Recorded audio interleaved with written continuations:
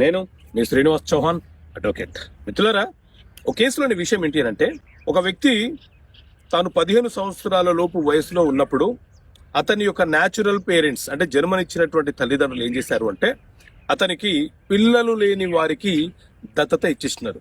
ఇప్పుడు అతను నా న్యాచురల్ పేరెంట్స్ ఎవరైతే ఉన్నారో వారి యొక్క వారసత్వపు ఆస్తిలో, వారి కష్టార్జితమైనటువంటి ఆస్తిలో వాటా వచ్చే అవకాశం ఉంది అని చెప్పి కేసు ఫైల్ చేస్తానని బెదిరిస్తున్నాడు.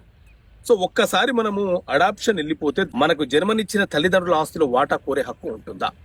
సో మిత్రులారా, మన దేశంలో ఉన్న అడాప్షన్ యాక్ట్ ప్రకారంగా ఎవరైనా సరే ఒకసారి 15 సంవత్సరాల లోపు కనుక జన్మనిచ్చిన తల్లిదండ్రుల వద్ద నుంచి మరొక కుటుంబంలోకి దత్తత వెళ్ళిపోతే ఈ కుటుంబంతో సంబంధాలు తెగిపోయినట్లే. ఎప్పుడైతే దత్తత వెళ్ళిపోతారో ఆ రోజు నుంచి దత్తత తీసుకున్నటువంటి ఫ్యామిలీలో అతను ఒక కుటుంబ సభ్యుడు.